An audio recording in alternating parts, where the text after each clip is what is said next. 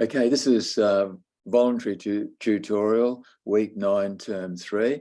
And I'm just going to go over the CWR for week 7, term 3. And this is it here. So you're asked to do a whole series of questions here. And just stop me, Lindsay, if you want to anything explained.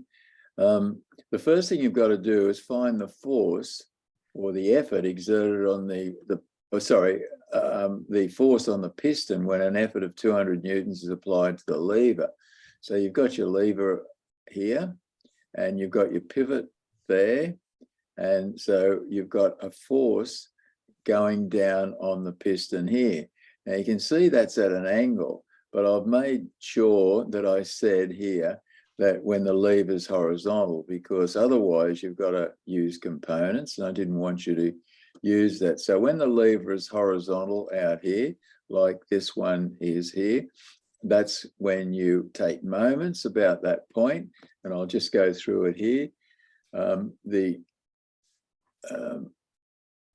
This is 6A, the sum of the moments about the fulcrum, and this part here is the fulcrum at the end, equals 0 with clockwise positive.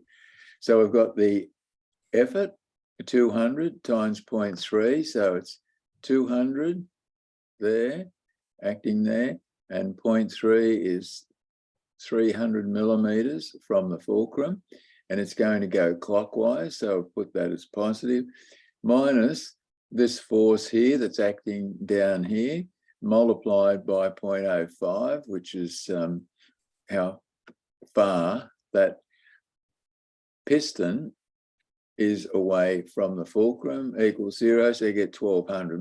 Most people got that, so there's no problem with it. Then you've got to find the compressive stress in the piston when an effort of 200 Newton is applied for the lever. Now, you know the diameter of the piston. You can see that the piston is phi 15 there. And so you write out your formula here, compressive stress equals load over area of compression, where the load is 1200, which you've worked out down here. And the area, the cross-sectional area, which is the area of compression, is pi r squared. And make sure you multiply by 10 to the minus 6 to bring it to meters squared. And so you get the compressive stress on the punch, on the piston, is 6.8 megapascals. And that is exactly the same as the pressure in the hydraulic fluid here. Because remember, pressure is the same as stress, which is the same as strength. And so you're asked down here, F, the pressure in the hydraulic fluid when the force of 200 newtons is applied to the lever when it's horizontal. And so F here, pressure equals stress on the piston, which is 6.8 megapascals, which is what we got up here. C, you've got to find the velocity ratio of the hydraulic system. Now, don't forget this. The velocity ratio of a hydraulic system is the big diameter squared. So it's big phi squared, which is that diameter out here, which is the ram diameter or the load diameter, over, and that's squared over the small diameter of the piston there, and it's big phi squared over little phi squared, and make sure you square it, and so you get 7.1. Some of you are just putting 7 down. It's not accurate enough. You've got to go to 1 decimal point. So the velocity ratio of the hydraulic system, this system here, is 7.1. Now you've got to find D, you've got to find the velocity ratio of the entire system. And the velocity ratio of a machine is the multiples of the velocity ratios of the individual machines that make up this total machine. So the velocity ratio of the lever works out to be 6 So velocity ratio is the distance the effort moves, which is pi d, which will be 600 pi, over the distance the load moves, which will be 100 pi. The pi's go out, and so the velocity ratio of the lever is 6. Okay, and the velocity ratio of the hydraulic system, 7.1 here. Multiply the two together and you get the velocity ratio of the machine. Mechanical advantage. The mechanical advantage, if the entire system is 82% efficient, so you know that mechanical advantage is equal to the efficiency times the velocity ratio, because remember, mechanical advantage varies with efficiency and velocity ratio can't. And so you just multiply 0.82, and don't forget you can't use percentages. It's got to be a numerical value. Percentage is the number per 100, and you can't use that. So it's 0.82 times velocity ratio. And so you get, if you use a velocity ratio of 7.1, which is the velocity ratio of the hydraulic system, you get 1164.4. Now, I didn't specify the pressure, the G is the load. I didn't specify for the whole machine there, so I've given you two answers. So this is for the hydraulic system only, and this is for the whole machine. So you multiply the mechanical advantage, 34.9 for the whole entire system, multiply by 200, which is the effort, and you get 6,900 newtons load when you apply 200 newtons to the lever and you take the efficiency of the whole machine into account. So it's 6.9 kilonewtons, which is about equivalent to about 700 kilograms mass. Is that okay? Yeah. Okay, so we'll leave that. Now, what was your problem with this? I just wasn't sure how to actually draw it up. Okay, so what you do, you were given two axes. Yep. This is the one that you were after, wasn't it? Because you said question 25 and it should have been page 25. Yeah, I'm sorry about that. Yeah, okay, that's okay. So what you do with this is you're given two axes, right? You're given that axis there and that axis there. And then you have a look at this. This is called an exploded isometric drawing. And you have a look at the system here, and you see that the tube has a diameter, and see the arrow is pointing to the outside. Now, if I was doing this, I'd put phi 28 OD, outside diameter, and I'd put phi 25 ID, inside diameter. But you can see that the arrow is pointed to the inside and that's pointed to the outside there. So you got phi 25 inside. So you're looking around to see what else is phi 25. This is phi 25, so that fits over that. Now, in real life, a 25 millimeter shaft won't fit into a 25 millimeter diameter hole. Normally, you have to apply a tolerance to it. So you'd make this phi 25 minus 0.01 millimeters, so that this will slide into that easily. But we don't worry about that in engineering. A 25 millimeter shaft will fit into a 25 millimeter hole or tube. So that obviously goes down there, and you've got this hole here, phi 13, got another hole here, phi 13. So that joins up with that. And then this is phi 13. This hole here hasn't been given there, but you know that from your engineering acumen, that has to be 13. And the bolt is 12 by 1.5. Now, M means metric, 12 means diameter, and 1.5 means the pitch. And you learn all of those in your book, in your communications book. They're all in the front part of the communications book, and it's on page 16 of your communications book. And see, they haven't given you the width of that nut. They haven't given you the cross corners size or the cross flat size. They've given you the thickness of this washer because it must be a special washer. Normally a washer is D on 4. So this would be 3 millimeters washer there, because you divide the 12 by 4, that's the standard. And the outside diameter of a washer should be 2D, but they haven't given that to you. You've got to know it. And look, when we mark it, we can see that across corners is 1.8D, but the diameter of a washer is 2D. And so we look at that straight away, that difference here as well, to see whether you've done it accurately.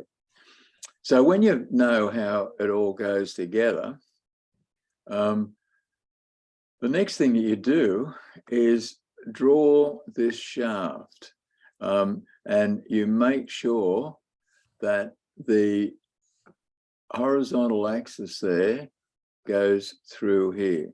So this is the way that I would draw it. I draw that shaft. Now don't worry about that there, those curves there yet. So you just draw your shaft, and see, this means that the shaft is longer than what is shown. And this is how you, this is how you show that the drawing has got a shortened shaft here, but it tells you that it's longer than that. But see, they've shown you on this diagram a rough surface there, and that's telling you that they haven't given you a dimension here, so you don't worry about it because it's much longer than what you're shown. And so that's a break line there. And so you've got your shaft here. Now you know that this tube will go over the shaft and it will line up, that hole will line up. And so you see that from the center down it's 15, so you measure 15 down, so that's where the tube will end there. Then you draw your whole tube in. All this is done lightly, and it's 50 high. So from there to there, it's 50. And because you're doing a full section, you have to show the inside of the tube, which they have. And because this part here is a different, sorry? Yeah, so with that part, is that the packer, right? Yeah, this is the packer. I wasn't sure how to draw that, yeah. Yeah, this is the washer. And you can see, because it's sectioned through the center there, they've given you 3 millimeters. So that distance from there to there is 3 millimeters. Right. Okay. And so you put your packer in, then you put your bolt in, and if you drill through a shaft, because the shaft is curved, you get this this line here, which is called an interpenetration line. Now we don't do that. You just draw that freehand. And if you just left that straight there, you wouldn't be marked down, because we don't do intersecting solids.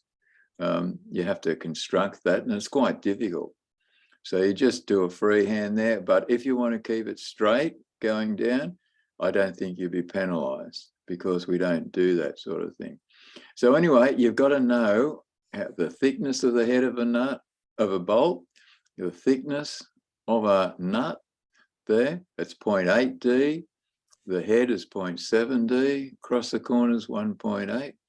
And because you're showing, see how they've drawn this bolt head and the nut? They've drawn it so that you can only see 2 faces here. And you can't do that because you're only having one view here. With 2 faces, it could be a square. So you've got to show that as 3 faces. But up here, if you're looking up there, you'll see 3 faces. So they've put that in to trick you. Lots of kids with this question, they did 3 faces there because it's shown there, and they only did 2 faces here. Of course, it was shown that way there, but you've got to show 3 faces if you've only got one view. If you've got a left side view of this and it shows that it's a hexagon, you can just do 2 faces there if you want. And all that is explained on page 16 of the book. Okay, and then you hatch. Every material that's cut has got this hatching in, and the reason why you've got a different hatching here to a different hatching there is because they're 2 different parts. And the reason why you don't section this here is because you don't section shafts. And see, on your if you have a look at sectioning, which is on page 15, it will say notes on sectioning. You do not section nuts, bolts, rivets, screws, washers, pins, shafts, webs, keys, ball and roller bearings, unless there's some special detail to that you want to show. So you've got to learn all of that. And the reason why this part here has got the same section as that part there, see the hatching is the same, it's because it's the same part. Now the reason why this has got the sectioning going down that way and this is going down that way, it's because they're not the same parts, but they're doing the same job. Now, if you go to the AS 1100 rules, this should have a different section to that because they're 2 different parts, but they're the same metal. And, okay. So that's why they've shown it the Is same. that to prove they're on different sides, or is that just to prove? Yeah. Well, see, this one is on this side, and that one's on that side. Okay. And see how it's curved around? Yeah. It's got to fit in to that curve there, but you've got to have a flat here so that the head of the bolt will sit on a flat surface there. All right. So that's how it works. Okay.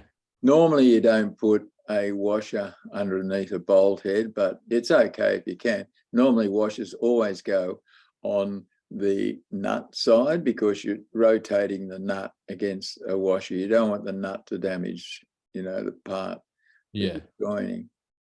And see this here, this is the thread going through there. That's how you show a thread. And you see the depth of the thread, the length of the thread is 15. And so that distance from there to there will be 15.